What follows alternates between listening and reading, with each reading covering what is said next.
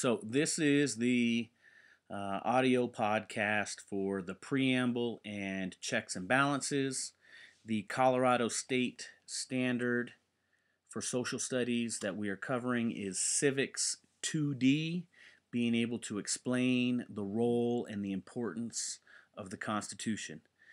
In the background, we also still have Civics 2A, being able to describe instances of major political change, and History 2A, key events. After the problems with representation were solved, and after the delegates overcame the conflicts between the northern and southern states, the convention got down to creating a proper constitution, a proper government. They started with the preamble. The preamble, or the introduction to the new Constitution, is a perfect statement of purpose. This is the epitome of a green sentence. It also reflects the frustrations with the conditions in the country after the Articles or under the Articles of Confederation. The preamble reads, "We, the people of the United States, in order to form a more perfect union, establish justice, ensure domestic tranquility, provide for the common defense, promote the general welfare, and secure the blessings of liberty to ourselves and our posterity, do ordain and establish this Constitution for the United States of America." So we have the introduction. Now, while the framers are writing this, the notion of separation of powers of the government heavily influenced the writing of the Constitution.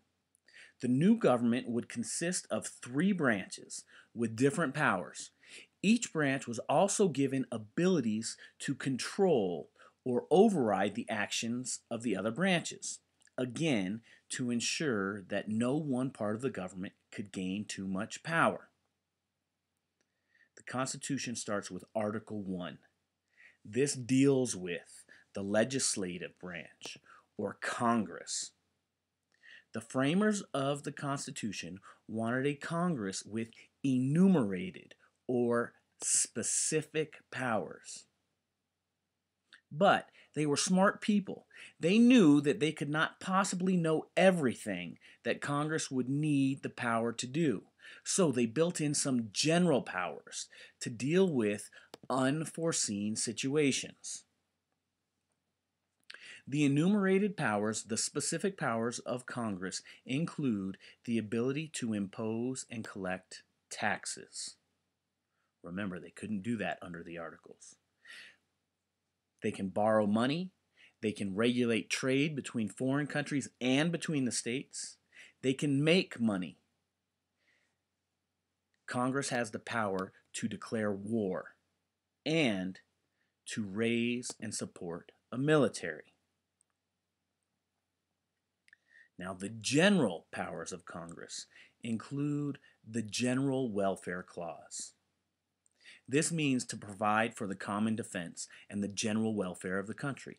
Basically, this means that Congress has the power to make laws to benefit the people in order to make sure that everyone is safe and has the best possible life.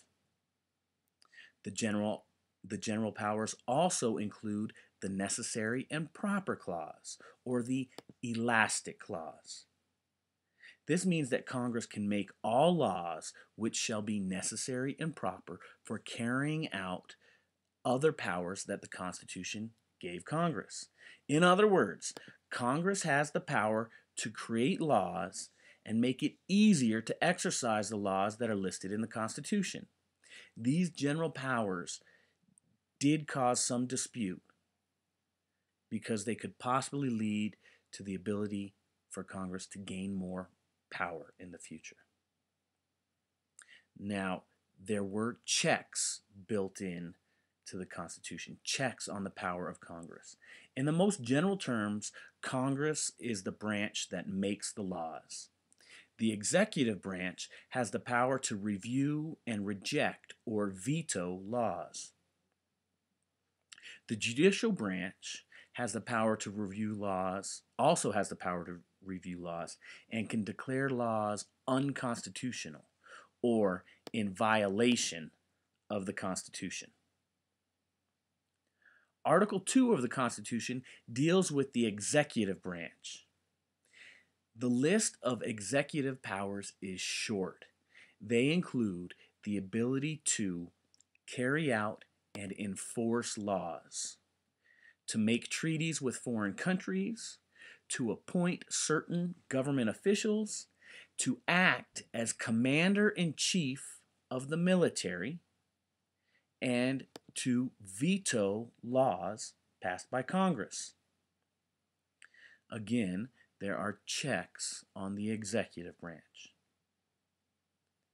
The president, who's the head of the executive branch, can appoint people to important jobs, but Congress has the power to review and even reject the appointments.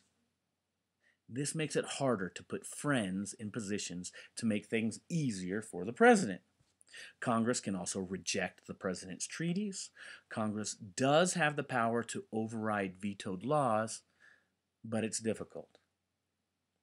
The House of Representatives can impeach the president or put him on trial. Finally, Article 3 of the Constitution. This deals with the judicial branch.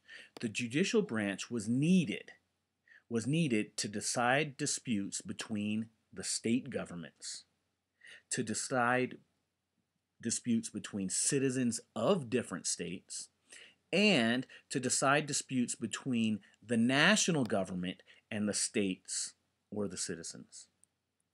Now, the framers of the Constitution found it difficult to agree on the exact powers to be given to the judicial branch.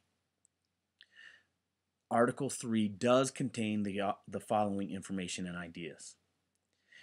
That judges should be appointed and not elected, so they don't have to deal with the influence of political pressure. Judges also get to keep their job for life, so they can make important decisions without the fear of upsetting somebody and ultimately losing their job. Now, judges can be impeached, just like the president, for bad behavior. The Supreme Court ultimately had the power to declare laws unconstitutional based on the Supremacy Clause in Article 6 of the Constitution.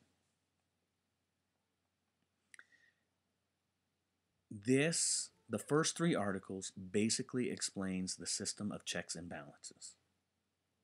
It is important to understand this concept, to know how our government works, to know which branch can do what. Now you should be able to explain a little bit about the importance and the role of the Constitution.